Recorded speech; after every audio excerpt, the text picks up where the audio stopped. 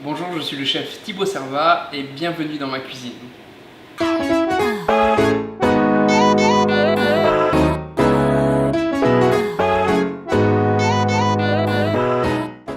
Aujourd'hui, nous allons faire un poulet fermier des Landes cuit au foin avec une poêlée de cèpe et assaisonné d'un sel de vanille et des herbes du jardin, sauge et verveine.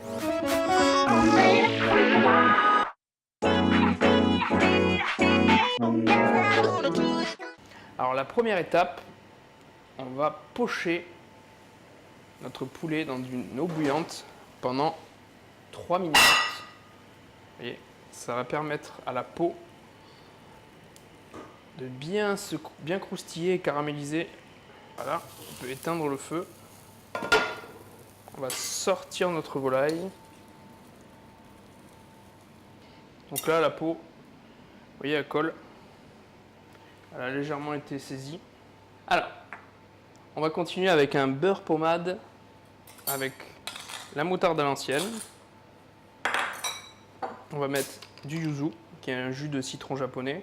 On peut mettre du jus de citron ou du jus de citron vert à la place. Un petit peu d'huile d'ail. Et là, avec une fourchette, tout simplement, on va faire la préparation. Donc l'assaisonnement, on va commencer par sel, de vanille, de beurre pommade à la moutarde sur toute la volaille.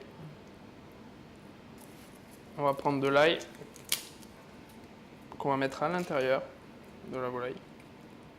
Dernière étape, le poivre. Alors les herbes du jardin, on les met également à l'intérieur de la volaille, comme ça. Hop. Alors la prochaine étape, on va mettre du foin dans le fond de la cocotte. Ensuite, on va mettre un morceau de pain de campagne juste dessous. Comme ça, on va récupérer tous les sucs du poulet. Hop, on met notre poulet sur le pain, sur le foin. On ferme. On va le mettre à 200 degrés, 55 minutes. Alors nous allons réaliser notre poêlée de cèpe. Donc on va couper les cèpes. Poêle chaude. On ne met pas de matière grasse. On va rajouter la fleur de sel. Et on va laisser l'eau des cèpes partir avant de rajouter. Comme matière grasse, cette fois-ci, on va utiliser notre huile d'olive à l'ail. Et on va assaisonner avec l'échalote.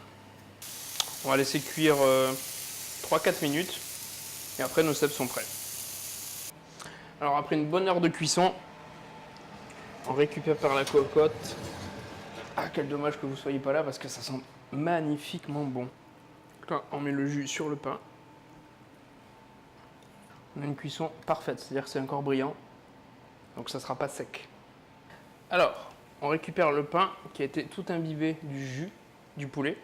Imbibé, on va le mettre au centre de l'assiette. Comme ça. Tout simplement, on va venir les déposer sur le pain au milieu. Un peu de gourmandise. Alors maintenant, le meilleur moment, la dégustation.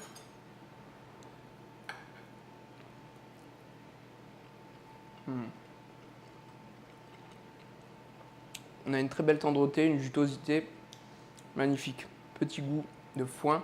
Et le pain qui rappelle un petit peu le poulet de chez mamie. Parfait. À très vite.